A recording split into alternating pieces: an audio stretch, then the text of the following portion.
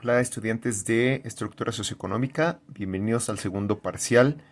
Vamos a, antes de irnos con esta parte del segundo parcial que tiene que ver más con los sexenios de México desde los años 40, tenemos que abordar una última parte teórica que se trata de los conceptos básicos para el estudio socioeconómico. ¿Qué conceptos se utilizan para analizar la esfera económica y social de un país? Entonces vamos primero pues con la economía, que de hecho se me pasó explicárselas cuando les presenté las tres esferas de análisis de toda nación. ¿Se acuerdan? La esfera de lo político, la esfera de lo económico y la esfera de lo social.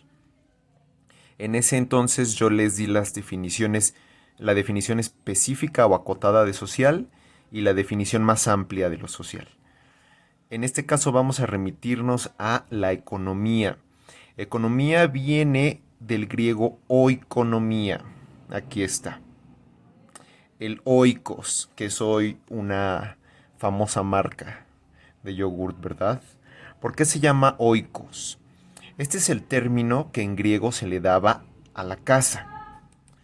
Nomía, como sabemos, se refiere a la medición o el estudio de algo.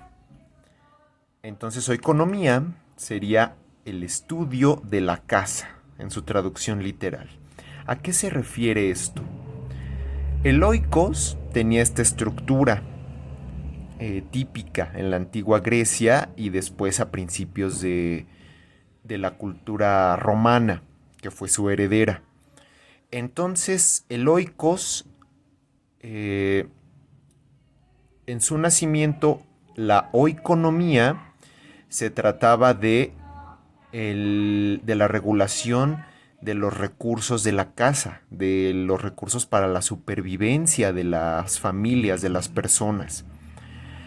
Eh, Cómo vivían, de qué se alimentaban, qué materiales utilizaban en su vida diaria, cómo racionaban sus alimentos, con qué insumos se vestían, si utilizaban o no animales de apoyo.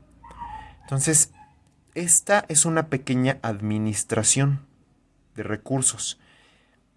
Ahora, si lo pasamos a un país completo en lugar de una pequeña casa, pues tenemos la ciencia de la economía que conocemos hoy en día. Entonces la economía pasa a ser una administración, pero ya no de los recursos de una casa, sino de los recursos de toda una nación. Y bueno, aquí vamos con la definición formal como tal. Una ciencia social que estudia los procesos de extracción, producción, intercambio, distribución y consumo de bienes y servicios. Vamos a ver ahorita varios de estos términos que componen su definición. Producción les tiene que sonar. ¿Se acuerdan que explicamos en la primer clase lo que eran medios de producción, verdad? Los medios para producir todas las cosas que necesitamos. Mm, Consumo de bienes y servicios. ¿Qué es un bien? Todo, todo objeto, artículo, el cual nos rinde un provecho. Y por eso se llama bien, porque se supone que nos viene a beneficiar en la vida. Ahora, en la economía, desde la antigua Grecia hasta nuestros días, hay una preocupación constante que es la escasez de recursos. Porque ya que la economía se trata de estudiar los procesos de extracción, producción, intercambio y distribución de bienes, pues entonces tenemos que tener en cuenta de dónde los extraemos y a partir de qué lugares y de qué modos los producimos, pues de la naturaleza. Entonces los recursos naturales por un lado y nosotros como humanos explotadores formamos dos polos de tensión. Los recursos materiales son limitados, nuestro planeta es limitado. No es posible producir, como dice el texto, una cantidad infinita de bienes. Imagínense que pudiéramos producir todos los elementos de metálicos, plásticos, alimenticios, eh, de manera prolongada y sin final y sin medida. Eso es imposible, necesitaríamos quizás otros planetas más, ¿no? Dice aquí su texto que hay que tener en cuenta que los deseos y necesidades humanas son ilimitadas e insaciables. Este tipo de afirmaciones se ha venido comprobando más con el tiempo. Con el tiempo, hasta el día de hoy, podemos ver que el planeta está sufriendo estragos justamente por todo el nivel de explotación desmedida que hacemos de nuestro planeta. Y al respecto, hay una frase de las frases más famosas de Gandhi que versa así: la Tierra tiene todo lo suficiente para satisfacer las necesidades de todos, pero no las ambiciones de unos cuantos. ¿Qué es lo que está criticando esta frase de fondo? Está criticando, de hecho, el afán de ganancia desmedida que viene con el modo de producción capitalista, que vamos a ver en unos minutos. Entonces hay una tensión siempre, acuérdense, en la economía siempre hay una tensión entre recursos limitados y por otro lado deseos humanos que tienden a ser ilimitados e insaciables. Muy bien, ¿qué es el capitalismo? Vamos a ver ahorita. Antes de pasar a definir el capitalismo, vamos a recordar que tenemos un historial de modos de producción debido al aporte de Karl Marx en el materialismo histórico, el cual vimos en el primer video. Que pasamos primero por un comunismo primitivo, donde había una especie de trueque, donde no existía la propiedad privada. Después, poco antes del año cero, alrededor del tercer milenio antes de Cristo, comenzamos con el sistema esclavista, donde vienen las grandes civilizaciones. Después, en el siglo V después de Cristo, en la caída del Imperio Romano de Occidente, comenzamos con el periodo del feudalismo, con la época de los grandes, de los castillos en Europa. Se forman los feudos cercados, esto le da el nombre de feudalismo. Aquí ya no había esclavos, había siervos con reyes. Y ya posteriormente en el Renacimiento, poco a poco, comienzan a aparecer grupos de mercaderes que se independizan de los reinos y va creciendo este nuevo modo de producción que se llama capitalismo. Ahora, el capitalismo como un sistema fue analizado por este teórico que lo etiquetan como filósofo, sociólogo, economista, teórico político, Karl Marx, de origen alemán. Este señor vino a analizar de fondo todo este sistema, cómo se mueve, cómo funciona. Tiene una parte también política, muy militante, donde él propugna en una etapa de su vida por la instauración de lo que sería un último medio de producción, el medio de producción ideal, que sería el comunismo, pero ya no como el comunismo primitivo, un comunismo moderno y avanzado. Bueno, esa es la parte, digamos, política. Lo que nos importa más ahorita de Marx es su análisis que hace en este libro del Capital sobre el sistema capitalista, de ahí el nombre. Y lo que hace él de manera muy útil es comenzar por analizar ese objeto, que es un vehículo como un transportador para poder entender cómo funciona el sistema capitalista. Y ese vehículo de entrada va a ser lo que más nos llama la atención hasta el día de hoy, que es la mercancía. ¿De dónde vienen las mercancías? Entonces, esta es una pregunta fundamental. ¿Cómo aparecen? En este caso tengo aquí un par de lentes medio coquetos. Mercancías que deseamos, que a veces sentimos que necesitamos, que nos son no solo útiles sino necesarias. ¿De dónde vienen las mercancías? No hay árboles de lentes, ¿verdad?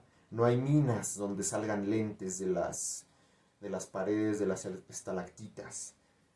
¿Cómo se fabrican? Los lentes tienen una base que les da vida.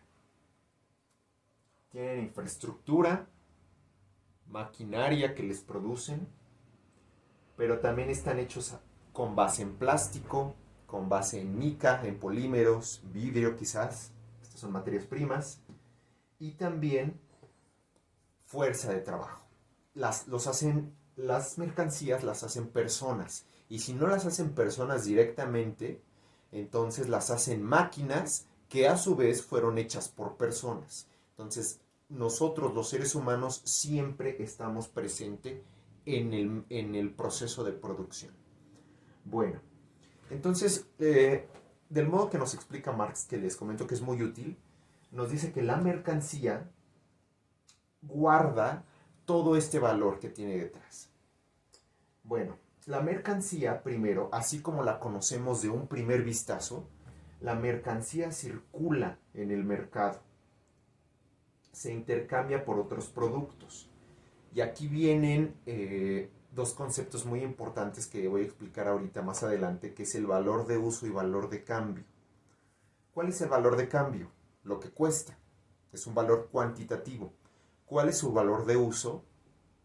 La utilidad que tiene. En este caso, servir de barrera contra el sol y proporcionar una mejor vista.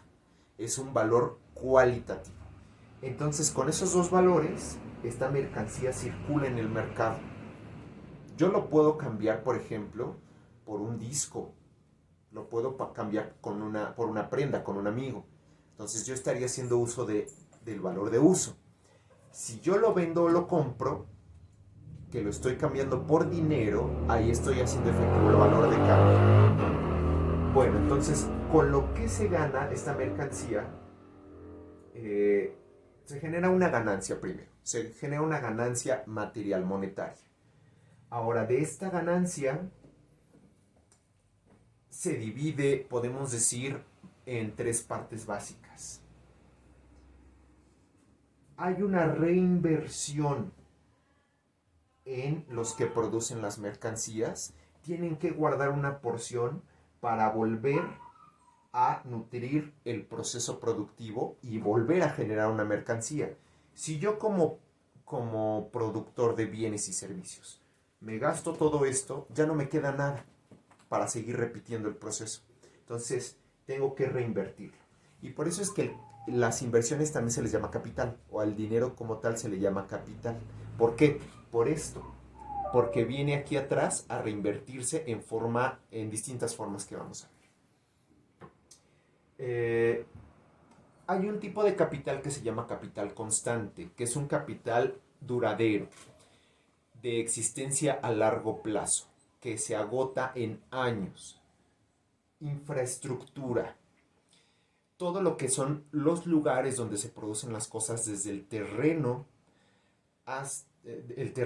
las construcciones básicas, los cimientos, la maquinaria, sobre todo la maquinaria pesada, ¿verdad?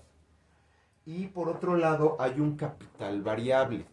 Se le llama variable precisamente porque tiende a cambiar más rápido que el otro. ¿Cuál es ese capital variable? Las materias primas o insumos, que son las sustancias a partir de las cuales se elaboran los objetos. Por ejemplo, jaleas para galletas, harinas, plásticos para miles de productos, el vidrio mismo para vajillas, cerámica. Todas esas son materias primas. La fuerza de trabajo también es capital variable. ¿Por qué? La fuerza de trabajo, ¿qué es? Es la fuerza humana que está impresa ahí en el proceso productivo. ¿Y cómo recibe capital? Pues a través de sueldos, de salarios y el valor que tiene en general una persona al estar sentada o parada en un puesto de trabajo. Entonces, juntos, el capital constante más el capital variable producen la mercancía y generan ya en el mercado una ganancia. Ahora, no todo se acaba ahí. No es un círculo completamente cerrado en sí mismo. Hay una parte de la ganancia que no se reinvierte. Y esto es el corazón del capital. El capitalismo está en todas partes. En la mercancía, pero lo central en el capitalismo se encuentra en el plusvalor o plusvalía también se le llama. ¿En qué consiste eso? En, como su nombre lo indica, en un valor extra, un plusvalor. De la ganancia da en el capitalismo lo suficiente para que haya un fragmento de dinero que no se reinvierte y que se va a dónde? Se va al bolsillo de aquel que produce la mercancía. Y esa persona a su vez lo va a gastar en otras cosas. Le va a dar a su vez valores de uso o valores de cambio. Lo va a gastar en vacaciones, lo va a gastar quizás en útiles de sus hijos, en ropa, o a lo mejor lo va a gastar para invertir en un nuevo negocio. Entonces la lógica del capital se puede reducir esquemáticamente a un movimiento eterno entre dinero, mercancía, dinero, mercancía. Mercancía por mercancía, eso sería trueque. Eso es lo que se experimentó en el comunismo primitivo y más o menos lo que hubiese existido en el comunismo pensado por Karl Marx y otros personajes. Una mercancía por mercancía o servicio por servicio más sofisticados. Ahora lo contrario, dinero que crea dinero o que se cambia por dinero, esto sí no existe, para nada. No sirve, el dinero por sí mismo no sirve. Nos sirven las mercancías, el dinero es solo un vehículo para conseguirlas. Entonces el capitalismo se mueve de esta manera. Es un ciclo de inversión de distintas naturalezas que producen objetos para salir a un mercado de libre oferta y demanda, donde hay una reinversión, pero también se genera un plusvalor que le permite a una persona ir incrementando las riquezas. En un juego eterno siempre entre dinero y mercancía, que se cambia por dinero y que se cambia por mercancía. Como bien dice el texto, el capitalismo como un sistema económico no apareció sino hasta inicios del Renacimiento, fíjense, siglo XIII en Europa. Es donde yo les digo que los pequeños comerciantes y campesinos de los reinos, que antes eran siervos, comienzan a independizarse y a salirse de los feudos y comienzan a formar los primeros mercados en la historia. Obviamente, un siglo después, en el XIV, no, 2 siglos después, hasta el siglo XV, el descubrimiento de América, la exploración, y bueno, junto con la exploración de África, del corazón de África, pues van a hacer que el capitalismo todavía crezca más.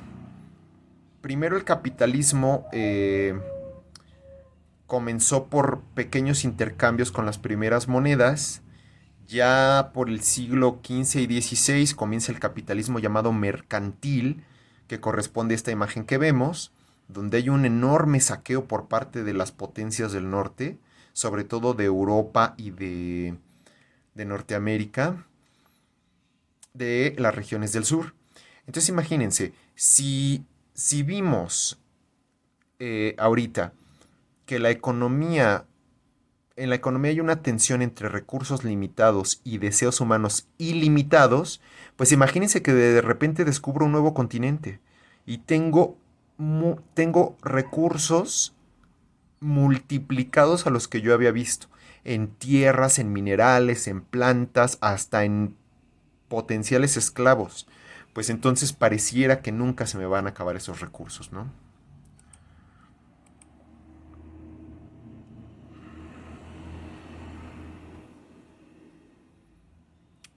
Ok.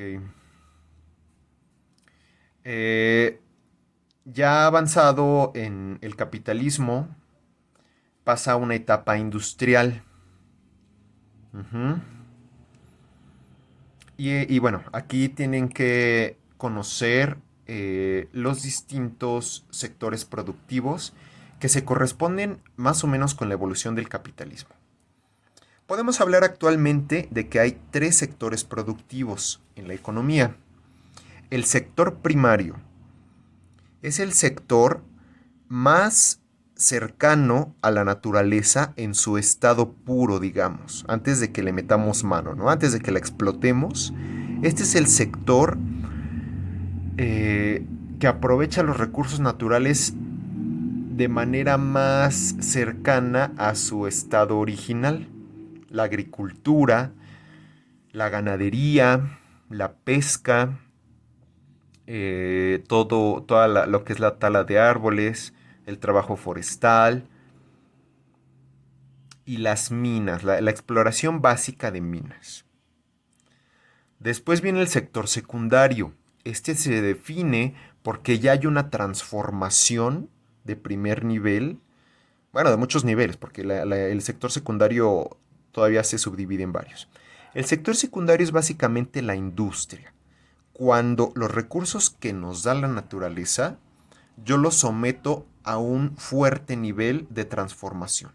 Entonces yo los convierto en cajas de cartón, en muebles, se le llama aquí manufactura porque está hecho con las manos.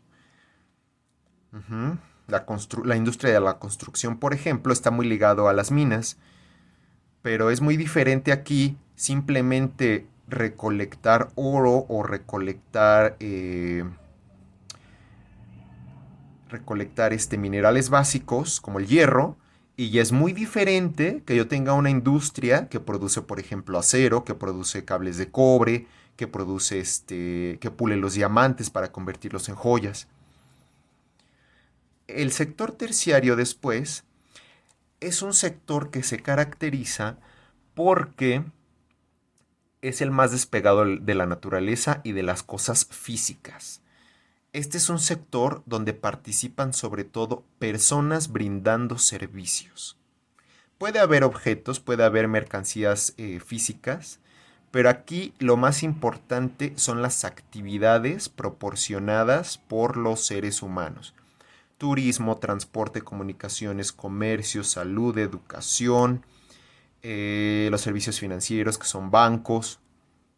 Entonces vean cómo aquí hay una gran diversidad de actividades comparadas con esta. Y bueno, todavía esta es mucho más grande que esta, solo que aquí no lo muestran. Porque de industria, pues hay muchísimas industrias, ¿no? Aeronáutica, minera, química, farmacéutica, de materiales, en fin. Entonces el capitalismo tuvo una evolución que se refleja en los sectores productivos. O sea, el capitalismo primero eh, comenzó, comenzó con cosas artesanales.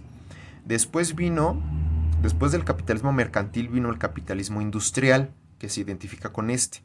Y después un capitalismo que ya le llaman actualmente financiero, que se corresponde con el sector terciario. Pero bueno, eso corresponde a temas más especializados. Ahora, hay algo importante que recordar. En el siglo XVIII hubo varios teóricos que estudiando el capitalismo se debatían entre cuáles eran los factores económicos más valiosos, que valían más la pena cuidar. Y aquí resaltó la llamada fisiocracia.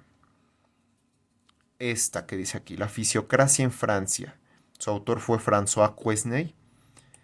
Y lo que postuló este movimiento que de hecho está resurgiendo, digamos que esta idea original vuelve a estar hoy en boga, es que la tierra, dentro de todos los recursos económicos, la tierra es lo más valioso.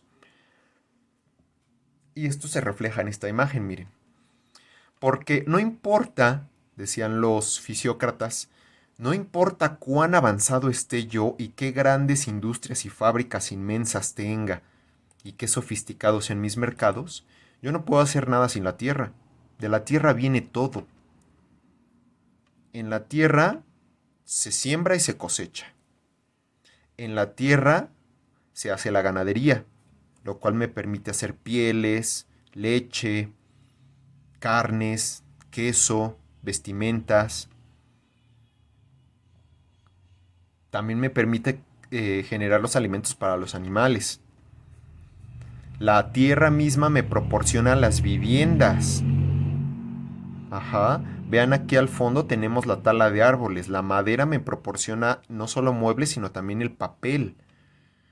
El tan útil papel que nos es hoy en la sociedad. Los ríos también me proporcionan el agua suficiente, tanto para beber como para lavar la ropa en tiempos antiguos. Entonces los fisiócratas dicen que la tierra siempre va a ser el recurso con más valor económico, el definitivo. Hay una frase muy común, muy popular, que yo se la escuché una vez a una tía, que decía que el campesino está presente con nosotros 3 veces al día en la mesa de comer. Y esto tiene que ver con la fisiocracia. ¿Por qué? Fisiocracia quiere decir el gobierno de la naturaleza. ¿Por qué tiene que ver con esto? Porque no importa cuánto dinero tenga yo, cuánta tecnología tenga yo, todo lo que como, todos los alimentos que necesito para sobrevivir, finalmente vienen de la tierra. Y si no hubiera gente cultivando la tierra, no podría haber absolutamente nada. Entonces hay que valorar eso, hoy más que nunca.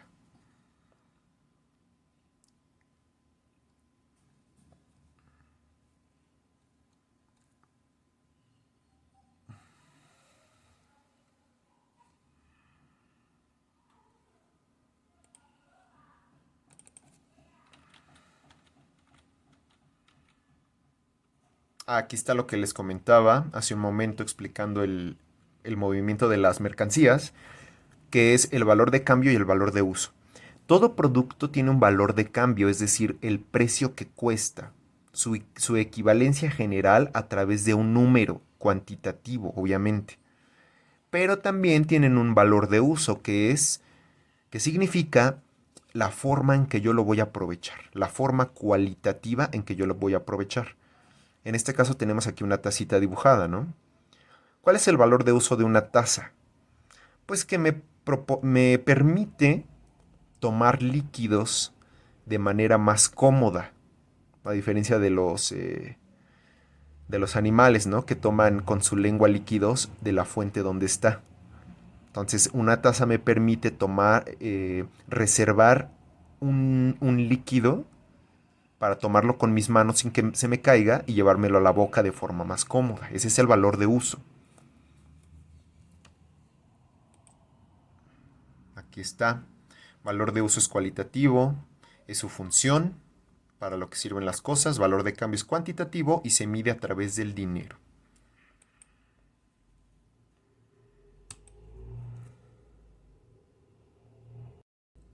El capital. Así como vimos que hay capital variable y capital constante, que el capital también se encuentra en el plusvalor y que a una inversión también se le puede llamar capital, con el tiempo, esto me parece que fue ya hasta el siglo XX, se eh, también surgió un concepto llamado capital humano.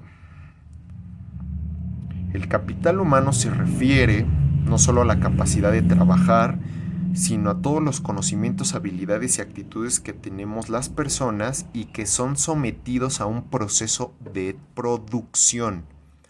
Por eso se llama capital.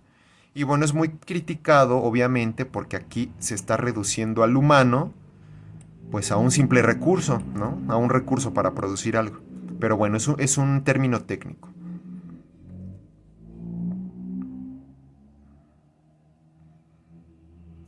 Aquí tenemos buenos ejemplos que quise subrayar de cómo, fíjense, cómo el capitalismo ya en la etapa financiera y en el sector terciario, que es el de servicios, pues ya tiene actividades muy alejadas del sector primario y secundario. Vean aquí, la empresa de Microsoft, de software, por parte de Bill Gates, el sitio de Google, que les dio mucho dinero a Brin y Page, y también esta plataforma de venta universal de Jeff Bezos llamada Amazon.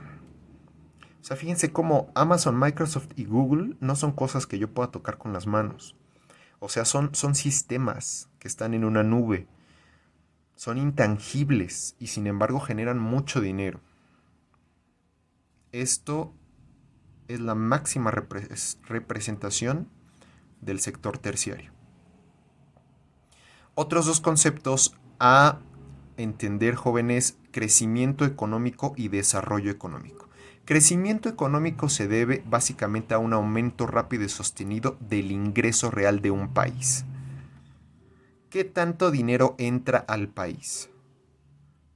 Nada más, es lo más sencillo. El desarrollo económico va un paso más allá, porque el desarrollo económico es, sí, qué tanto dinero entra, pero además cómo se distribuye ese dinero. Por eso dice aquí, comprende un progreso no solo cuantitativo de cuánto dinero tenemos los mexicanos, sino cualitativo de toda la estructura económica y social. Incluye el crecimiento, pero también la manera en que se distribuye la riqueza. Es decir, si en un país hay, eh, hay, por ejemplo, ingresos muy altos que se concentran en muy pocas personas, podemos decir que hay crecimiento, sí, pero hay un pobre desarrollo, que es justo nuestro caso. El subdesarrollo económico quiere decir, por lo tanto, que es un país que tiene ingresos bajos, que está en una condición crónica de recibir pocas ganancias por lo que exporta. Bueno, puede verse esto como toda una oleada de conceptos, pero las vamos a ir reiterando conforme estudiemos los sexenios de nuestro país, y hasta aquí dejamos este video.